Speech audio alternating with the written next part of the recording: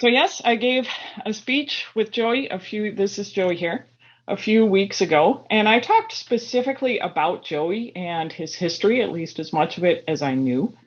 Today, I'd like to give a little more general speech on what it takes to keep a pet bird. And the information I'm going to give is going to be somewhat general in nature. So if you are serious about getting a pet bird, you'll want to do a little more specific research. But hopefully I can give you some general idea of what keeping a pet bird entails. The first thing I want to talk about is housing your pet bird. And usually that'll be in a cage. And generally you want to go the bigger, the better. The cage is mostly to keep your bird safe because in a home, it's hard to completely bird-proof a home because of their small size and their mobility.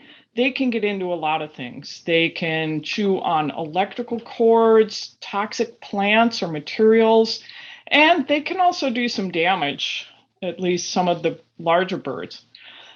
So you're really trying to protect your bird and your home with a cage. Ideally, you would have an aviary or some large room or enclosure that's perfectly bird safe, but most people can't accommodate that in their home. So you'll just want to look for the largest enclosure that you can afford and fit into your home. You want to avoid cages that are round or have a lot of decorative curves, because not only are they a little more difficult to clean and find accessories for, they can also present a danger to the bird because there'll be places where the bar spacing narrows, and that can cause a safety hazard where a bird could get a toe or a wing caught in that narrowing space between the bars. So the ideal enclosure is going to be basically a cube or a rectangle with horizontal bars. Horizontal bars make it easier for the bird to climb, whereas vertical bars, they tend to slide down. Stainless steel is going to be durable and easy to clean. So look for that as a cage material. Where you place the cage is also important. Birds are social animals, and they're going to see your family as their flock. So they want to be where the action is and where people are.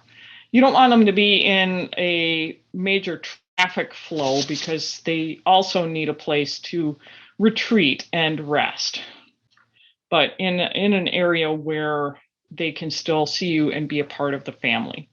You'll want to avoid areas where there are harmful fumes, so you don't want to have them in the kitchen or near a bathroom or a workshop where there might be harmful chemicals or fumes being generated.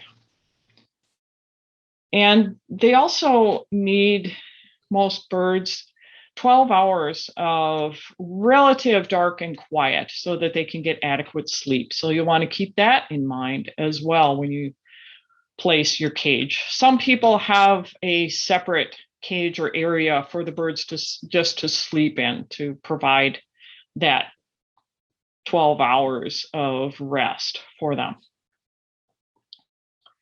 You'll need, of course, accessories for your cage. You'll need perches and food bowls.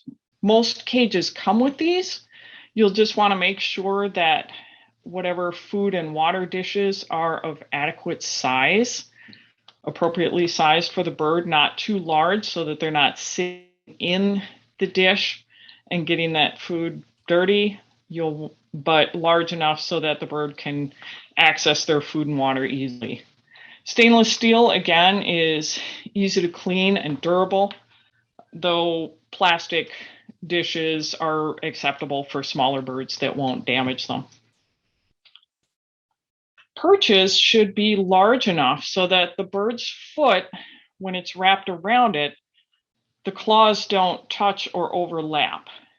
That gives them a good grip on that perch. And also, you want perches that have a variety of size and texture so that that foot isn't always in the same position, because that can cause pressure sores and other problems. So you want to have a variety of sizes so that foot can be in different positions at different times. One of the best perches you can give them is natural wood branches, but you'll want to be careful if you collect your own. You want to make sure that you clean them and properly before you give them to your birds so that they aren't getting any potential toxins or diseases from wild birds. You just want to make sure that the perches aren't all round, perfectly round, smooth dowels of the same size, because that, again, can cause them to have foot problems. Toys. Birds should have lots of toys. They are smart and energetic, and so you want to have a variety of toys that are some that are destructible so that they can peck them apart and chew them apart, and some that are indestructible that they can play with. Some of Joey's favorite toys, of course, are bells, things that make noise and rattles. And toys don't have to be expensive. If you're handy, you can make your own toys. This is made from some PVC pipe with a bead in it, relatively inexpensive to make. And destructible toys can be as simple as just a cardboard tube or newspaper or wood pieces that the bird can chew on. What you'll want to make sure of is that the toys are appropriate for the size bird that you have. So smaller birds can have smaller toys, but you want to make sure that any holes or rings are either large enough for the whole bird's body to go through or too small for them to get their head through. So that avoids any strangulation hazards. You also want to be mindful of things that they could catch their toes on or get their toes caught in. So be mindful of the size of the links of chains, because if that chain link size is about the same size as their toe, they could get their toe caught in a chain link and become trapped in that and potentially break a toe or foot bones in it. So you want to make sure that the chain size is either too small for their toes or large enough that they're not going to get caught in it. Also be wary of cotton twine or string, because that can, when it becomes unraveled, can cause a hazard where it can get wrapped around a toe or a foot.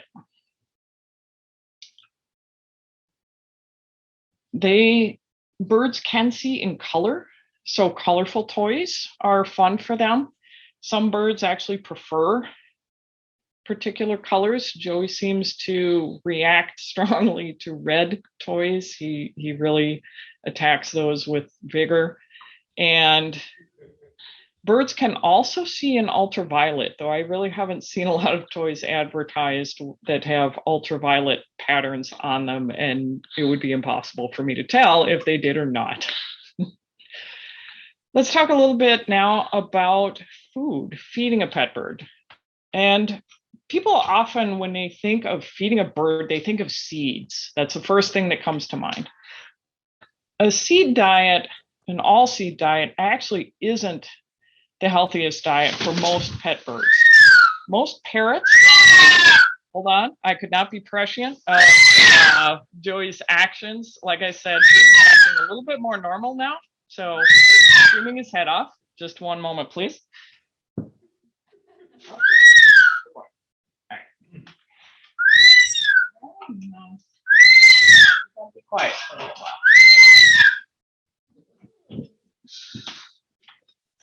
All right. Sorry for that interruption. So speaking of food, so seed diet isn't the most healthy thing that you can give your bird. You can give them some seeds, but the most healthy diet is probably pre-prepared pellets. So this is not unlike the dry food that you would buy for a dog or a cat. And they make them for different species and different sizes of birds. The one I get for Joey is a natural colored with very large pellets. size because he's a large bird. You can get pelleted diets in all kinds of shapes and sizes. They shaped like little fruits in different colors, and it really just depends on what your bird prefers. But it provides complete nutrition in a way that's easy to give them. You can also give them fresh vegetables and fruits, and larger birds really enjoy nuts because they like, especially when they're in the shell, they like to go through the work of opening that shell and picking the out. It gives them something to do. It gives them something interesting. You just want to watch with nuts and seeds because they are high in fat. And that's something that you need to be careful of, especially with a pet bird that's probably not getting as much activity as a bird in the wild would. You need to watch their fat intake. Birds also need social interaction. Parrots are very social animals. They interact with the members of their flock, and they have a lot of things to do in the wild as far as searching for food and nesting and other things. And those activities aren't going to fill as much of their day when they're in captivity and food is always available. So lots of toys is important, but it's also important to have interaction with people. So you're going to need to give them hands-on time out of the cage and interacting with them as well. And part of that can also be training. You need to go slow and be very patient when you're training a bird, but it is possible to train them to do different things.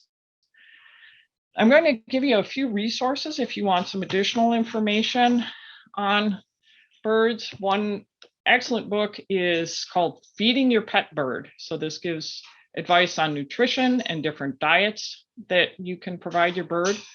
Another excellent book is The Guide to a Well-Behaved Parrot. So this talks about training and behavior and how to resolve different behavior problems. One thing I will caution you about is the internet. There is good and bad information, of course, on the internet. I would avoid sites like Quora and ask.com and those kinds of things. A lot of that information can be outdated or just plain wrong. Stick with veterinarian websites or veterinarian schools. They usually have some very good information. And hopefully I've given you an idea of what you can expect if you have a pet bird and some good information that can get you started if you are serious about having a pet bird. Thank you.